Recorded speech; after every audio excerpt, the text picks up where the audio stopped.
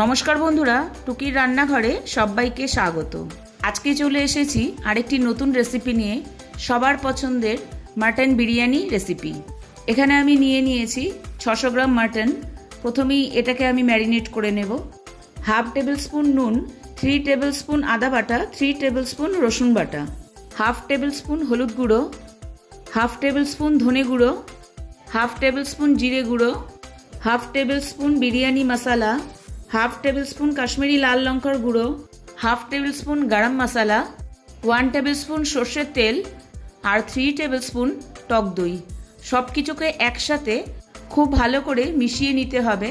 মেশানোর পর হাতে যদি সময় থাকে তাহলে 1 ঘন্টা রেস্টে রাখলে খুব ভালো হয়, না হলে অন্ততপক্ষে আধ ঘন্টা রেখে দিতে হবে।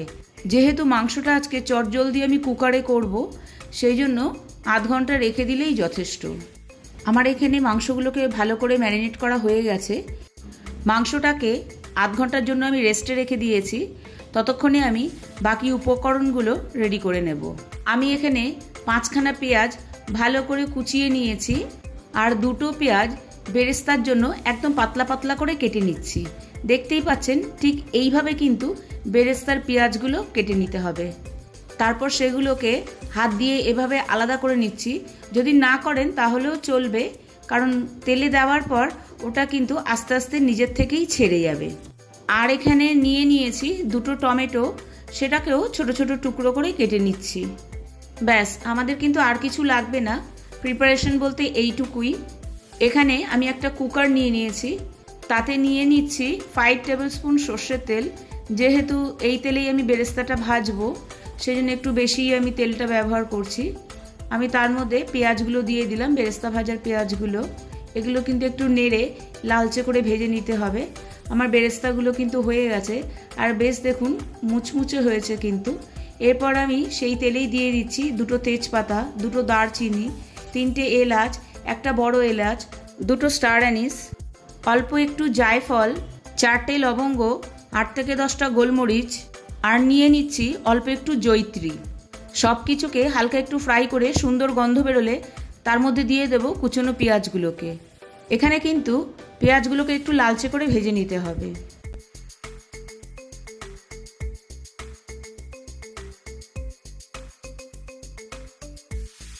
পেঁয়াজগুলো কিন্তু আমার লালচে করে ভাজা হয়ে গেছে। এরপর আমি ম্যারিনেট করা মাংসটা দিয়ে দেব। এখানে আমি কিন্তু আর আলাদা করে আদা বা রসুন কিছুই ব্যবহার করব না। ম্যারিনেটের সাথে আমি সমস্ত কিছুই একেবারেই ব্যবহার করে নিয়েছি। এই সময় কিন্তু গ্যাসের ফ্লেমটাকে পুরোটাই হাইতে রাখবো। এইভাবে কিন্তু মাংসটাকে 5 মিনিট কষিয়ে নিতে হবে। মাংসটা 5 মিনিট কষিয়ে নেওয়ার পর এরপর দিয়ে দেব আগে থেকে কেটে রাখা টমেটোগুলোকে। বাচ্চারা বায়না করলে কিন্তু আমি চটজলদি ওদেরকে এইভাবেই বিরিয়ানি বানিয়ে দিই। আপনারাও কিন্তু এটা ট্রাই করতে পারেন। এটা খেতেও খুব টেস্টি হয় আর বাচ্চারা সেই জন্য খুব খুশও হয়ে যায়। তবে বাচ্চারা কেন, বড়রা খেলেও বড়দেরও ভালো লাগবে। টমেটোটা একটু নরম হয়ে গেলে এরপর দিয়ে দেবো একে একে গুঁড়ো মশলা। হাফ টেবিল স্পুন হলুদ, হাফ টেবিল স্পুন কাশ্মীরি লাল লঙ্কার গুঁড়ো, হাফ টেবিল স্পুন গরম মশলা, হাফ টেবিল স্পুন নুন আর হাফ টেবিল স্পুন বিরিয়ানি মশলা। এবার সব কিছুকে একসাথে ভালো করে মিশিয়ে নিতে হবে। আর এই সময় কিন্তু গ্যাসের ফ্লেমটাকে একটু লো টু মিডিয়ামে রাখতে হবে, না হলে মশলাগুলো পুড়ে যাওয়ার সম্ভাবনা থাকবে। যদি কখনো মনে হয় মশলাটা খুব ড্রাই হয়ে গেছে, তাহলে অল্প একটু 2-3 চামচ জল মিশিয়ে নিলেও চলবে। 5 মিনিটের মধ্যেই দেখবেন মশলা থেকে তেলটা ছাড়তে শুরু করেছে। এই সময় কিন্তু মিশিয়ে দিতে হবে জল। এখানে আমি প্রায় হাফ গ্লাস মতো জল ব্যবহার করেছি। দেখুন মাংসটা কিন্তু অল্প একটু ডুবেছে, পুরো ডোবেনি, কারণ এখানে মাংসের পুরো ঝোল বানাবো না। মাংসটা সেদ্ধ হবে অথচ মাখা মাখা থাকবে। এবার আমি কুকারের ঢাকনাটা বন্ধ করে হাই ফ্লেমে প্রায় 5 থেকে 7টা সিটি দিয়ে নেব। ততক্ষণে বিরিয়ানির জন্য চালটা রেডি করে নেব। আমি এখানে গোবিন্দভোগ চাল ব্যবহার করছি। সেটাকে ভালো করে ধুয়ে জল ঝরিয়ে নিতে হবে।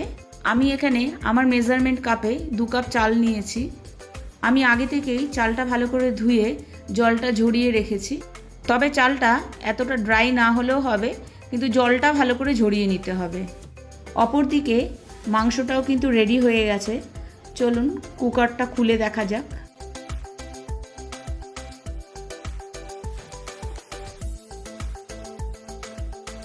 বিরিয়ানিটা বানানোর জন্য আমি এখানে একটা কড়াই নিয়ে নিয়েছি, আর নিয়ে নিয়েছি 3 টেবিল স্পুন ঘি, আর 2টো তেজপাতা, 2টো এলাচ, একটা দারচিনি। সব কিছুকে 10 থেকে 15 সেকেন্ড একটু ফ্রাই করে এবার আমি চালগুলোকে দিয়ে দেব। চালগুলোকে দেওয়ার পর লো টু মিডিয়াম ফ্লেমে প্রায় 3 থেকে 4 মিনিট একটু ভেজে নিতে হবে। আরেক দিকে কিন্তু আমি একটু গরম জল বসিয়ে দিয়েছি বিরিয়ানির জন্য। জলটা কিন্তু ভালো করে গরম করে নিতে হবে।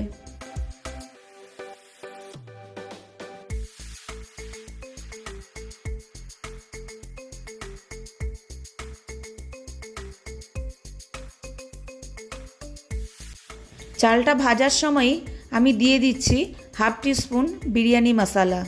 চালটা ভাজা হয়ে গেলে যে কাপ মেপে আমরা চাল নিয়েছি সেই কাপ মেপেই কিন্তু জল ব্যবহার করতে হবে। আমি এখানে 2 কাপ চাল নিয়েছি, সেই জন্য আমি এখানে টোটাল 4 কাপ জল ব্যবহার করব।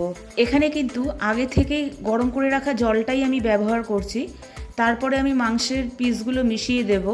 আর এখানে যেহেতু 4 কাপই আমাকে ব্যবহার করতে হবে, সেই জন্য 3 কাপ জল ব্যবহার করেছি, আর 1 কাপ মাংসের ঝোল ব্যবহার করেছি। তারপরে সব কিছুকে ভালো মতো মিশিয়ে নিচ্ছি আরও একবার। প্রথম অবস্থায় কিন্তু গ্যাসের ফ্লেমটাকে হাইতে রাখতে হবে। জলটা যখন ফুটে উঠবে তখন গ্যাসের ফ্লেমটাকে একদম লোতে করে দিয়ে 5 মিনিটের জন্য ঢেকে দিতে হবে। এই সময় আমি একটু নুনটা টেস্ট করে নিচ্ছি। আমার আরেকটু নুন লাগবে বলে তার জন্য মিশিয়ে দিলাম। নুনটা আপনারা আপনাদের টেস্ট অনুযায়ী ব্যবহার করবেন। তারপর সব কিছুকে ভালোভাবে মিশিয়ে দিয়ে আমি ঢেকে দিচ্ছি কড়াইটাকে। আমার কিন্তু 5 মিনিট হয়ে গেছে।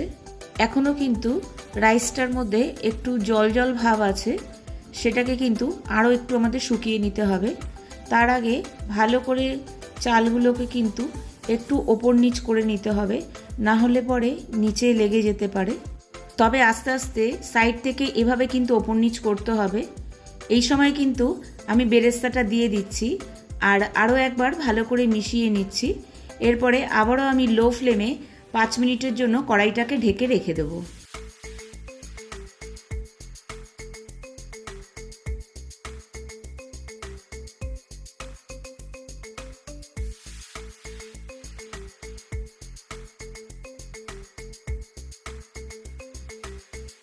আবারও আমি 5 মিনিট পর ফিরে আসছি।